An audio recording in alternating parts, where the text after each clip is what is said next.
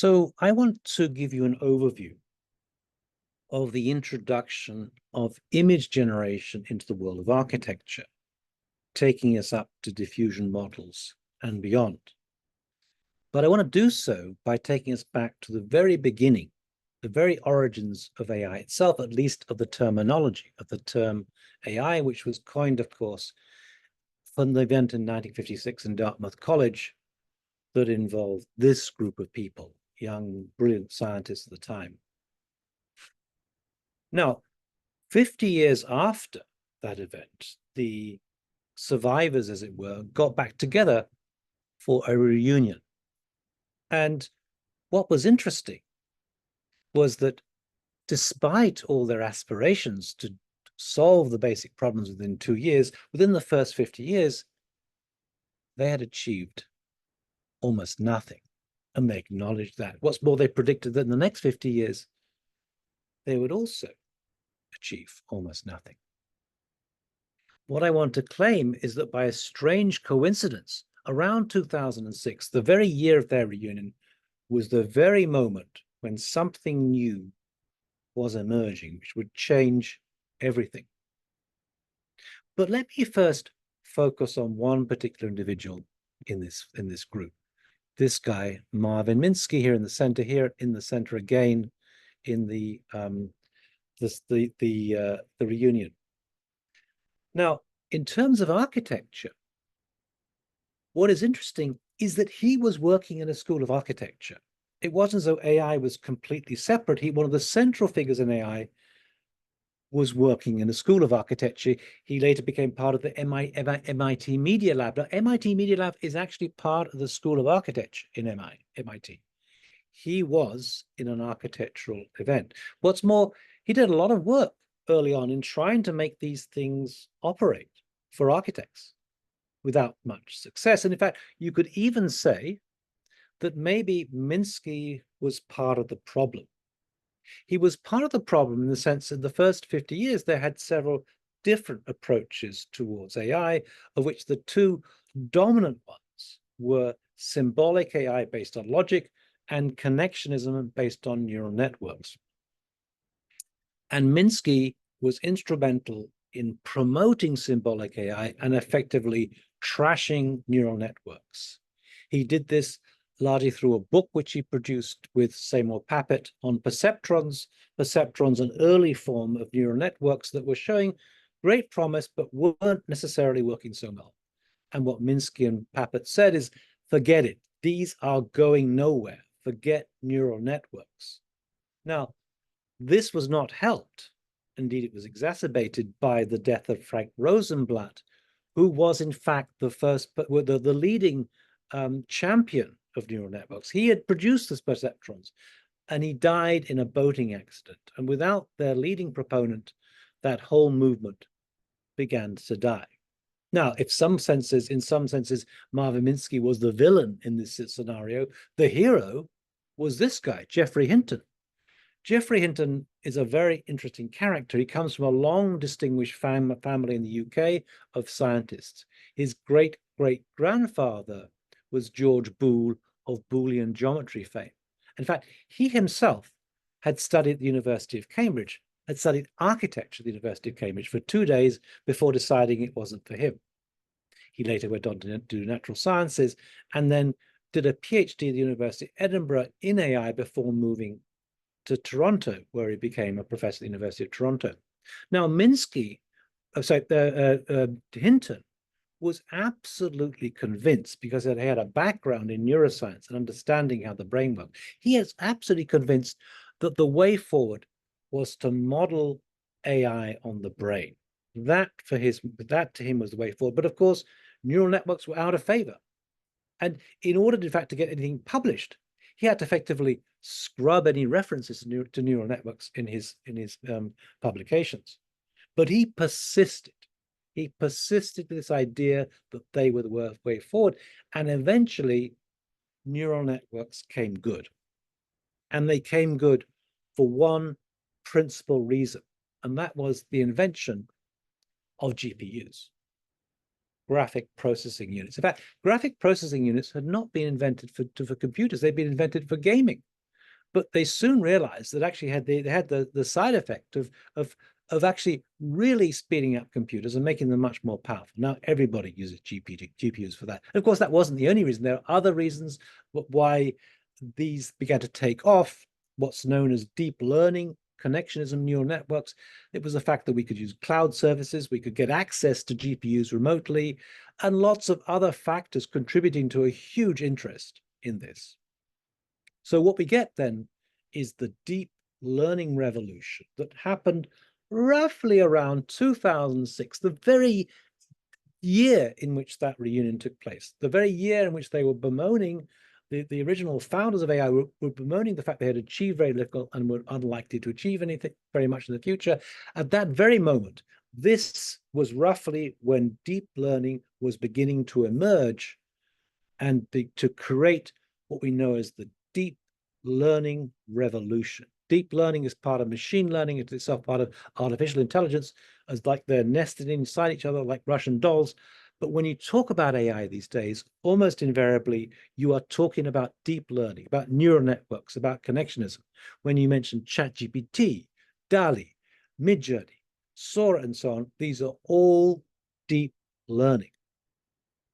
But it wasn't until 2012 that something happened that made people sit up and pay attention to neural networks. I mean, up until then, there'd been a joke. It was an obsolete technology. Who would bother using neural networks these days? It's almost like a steam engine. Well, in 2012, Fei-Fei Li, known as the godmother of AI, just as Geoffrey Hinton's known as the godfather of AI, Fei-Fei Li organized a competition, ImageNet competition, to recognize images. Now, we all have facial recognition on our phones these days, so it's nothing special. But back in 2012, we didn't have anything of the sort. Image recognition was in its infancy. But in this competition, Geoffrey Hinton came along with his team that included Ilya Sutskever, who was going to be a very significant player in OpenAI afterwards. And they wiped the floor. They won by a country mile. It created a complete sensation. Now, Fei-Fei Li, in her autobiography, describes it. Maybe she exaggerates it. She says it was like this. It was like someone had beaten the world speed record by 100 miles an hour driving a Honda Civic. I don't know. Maybe that's an exaggeration. But the point is, this was a sensation.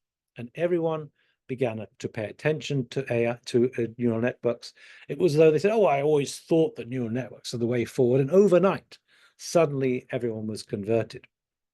What's happening here, of course, is this image on the left-hand side. The pixels have been processed through these various layers, including the hidden layers, of which a deep learning is compiled of maybe 5,000, composed of maybe 5,000 layers, hence the term deep learning. And eventually, it comes to the conclusion it's probably a bird. 99% sure, never 100% sure, it's probably a bird.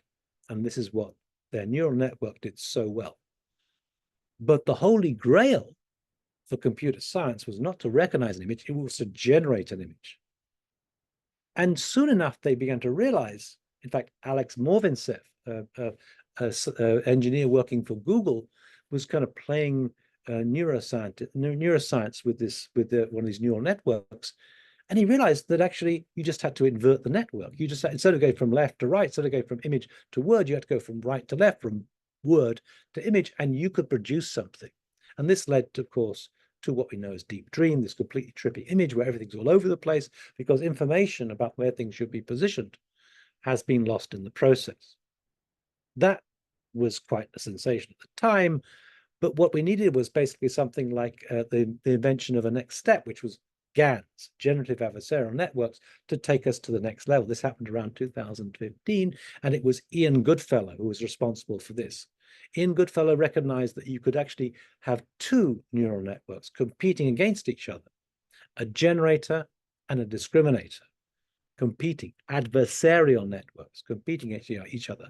And what would happen is the generator would produce images based on random noise, and then the discriminator would judge them against a training set and decide whether or not they're good enough.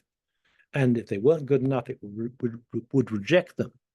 And the generator was forced to improve its act. It's a bit like a student with a professor. Student produces some work, the professor says, rubbish, go and do it again, and the work improves, hopefully.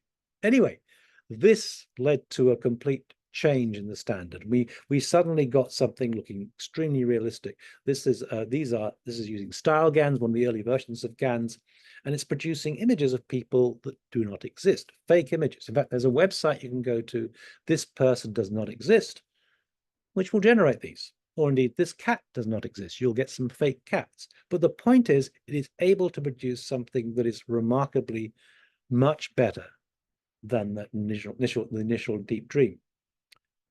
Meanwhile, in architecture, nothing was happening. We were completely asleep. In fact, in 2019, I teamed up with Zaha Hadid Architects, with Patrick Schumacher, with Refik Anadol, now a rock star in the world of media art. And we're going to be sponsored by Google. This was a dream team. And I proposed to curate the British Pavilion at the Venice Biennale. And we got absolutely no, we weren't even shortlisted. Nobody was interested in AI in 2019. And that wasn't so long ago. What we wanted to do was to basically hallucinate not faces, but buildings. And in fact, Refik got on with it. He just did it on his own. He got hold of as many images of Zaha Hadid Architects as possible, trained a style GAN on this, a very laborious process. And eventually, after a lot of hard work, something begins to emerge out of the computer. It looks vaguely like a design by Zaha Hadid, even though she herself had died in Miami in 2016. Here was an image being hallucinated, the first ever GAN-generated image of an architectural design, and that was this. That was the image we put on the front cover of my book, the first ever book in English on AI and architecture that came out in December 2021.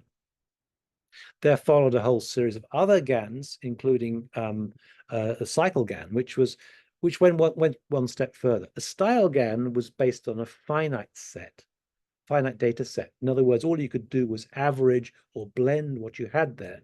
And this was basically using two unpaired data sets, which you could effectively use to breed one off against another. In this case, it's the work of Cor Himmelblau, the designs coming out of the office, and some geological formations. And they begin to breed all possibilities that couldn't have existed before. You could do the same, for example, maybe by breeding Zaha with orchids, doing things that become extrapolations that open up new possibilities. Anyway, 2022, this was pretty much the state of the art. This was as good we had, and in some senses, maybe it wasn't too bad. We, in fact, used this project on the front cover of our book, Machine Hallucinations, which was the fourth book, I believe, on AI and architecture to be published in English. This came out in May 2022. And very shortly afterwards, this and the other slew of books that came out at the beginning of 2022 were all rendered, at least as far as the illustrations were concerned, obsolete, because something else had been invented. And that was this, the diffusion model. The diffusion model operated in a very different way. It wasn't based on competing neural networks. It was based on a diffusion process, which would erode the data and destroy it using Gaussian noise, and then reverse that and repair it. So you'd get something new coming out. Importantly, it doesn't copy. What was interesting about this then is it made it so much easier. You didn't have to train the neural network. Everything was based on a gigantic pre-trained generic neural network, and it would take only 3 seconds. And it would operate going from text to image, linking images to text by the logic of the caption it would find on the internet. So this produced something much easier to use and higher resolution, and it made a huge difference. What was also remarkable about this particular one that caused a sensation, DALL-E 2 had not been released, but they'd shown some images, was the fact that this prompt, we worked from prompts using prompt engineering to go from a text to an image. This prompt, astronaut on a horse, produced something that had never been seen before. There'd never been an astronaut on a horse. At least we don't think there'd been, and certainly no photographs, but it managed to interpolate, to extrapolate, and produce something that was kind of making sense. DALL-E 2 was, we didn't know how, we hadn't had access to it, but it was there by then. And we were all talking about it. I mentioned this in a lecture at the Architectural Association in London in May 2022. I said, when are architects going to wake up to these techniques that are going to change architecture? And there was a voice in the audience. And it was Patrick Schumacher. And he said, we already have. We're already using these things. And unbeknown to me, Patrick had been teamed up with Refik Anadol, and they produced these kind of works much, much better than that first GAN-based image that Refik had produced on his own. They look as though they're 3D, but actually they're just 2D. They look as though they've got a much greater sense of materiality, but really they haven't. But nonetheless, this was a revolution. And of course, from then on, things began to change. Everybody started using this. They were very easy to use. And each model, especially Midjourney, was actually released to the public before DALL-E 2 and seized an advantage. Each platform developed these versions, so they got more and more sophisticated over the space of about a year or two. All of a sudden, we were getting hugely realistic images of buildings. This was really when I think the architectural profession woke up to the possibilities of AI. Suddenly, wow, we could produce all this. Now, one could argue that these are just very superficial images. They're just 2D images. They're not 3D. And all they're useful for is really kind of ideating, as Patrick Schumacher puts it, coming up with ideas, brainstorming ideas at the beginning of a project. And that is no doubt the case. And I firmly believe that there are other things that will change the way that we operate as architects, other things completely different. We will change our process. But nonetheless, these had quite a marked impact. Now, what is also interesting about prompts, and prompts are not easy, right? We call prompt engineering as though it's an objective, rational thing, but it's actually anything but that. It's very like alchemy. It brings you mentioned a Mexican architect like Luis Barragan, and you get Mexican colors, Mexican buildings, you get Mexican sunlight, Mexican plants, Mexican animals. They bring associations. The whole thing is a form of alchemy. But what is interesting about this is you can use one of these prompts, and these are prompts describing a building, but just change the word building and put in something else. Put in, I don't know, a car or a fashion item or a furniture, piece of furniture, and something comes out that actually is somehow strangely related to this whole aesthetic, as though it's a form of Gesamtkunstwerk. What happened in the 17th, 18th century, they spoke about how everything was connected. In a Baroque apartment in Vienna, the door handle would relate to the interiors, to the exterior, and even the music and everything else, the paintings. And you can do this with Midjourney. This is the same prompt. I changed building to car, and we're getting these Rolls-Royce, BMWs, Mercedes, and so on emerging out of this. Quite remarkable. And not just that, but also fashion items and furniture. This is, I think, a huge breakthrough. But when it comes to architecture itself, to the office itself, I'm convinced that these are going to be the issues: data, automation, optimization, not just image production. The whole process of producing a building, of designing a building in an office is going to be changed radically by these three considerations.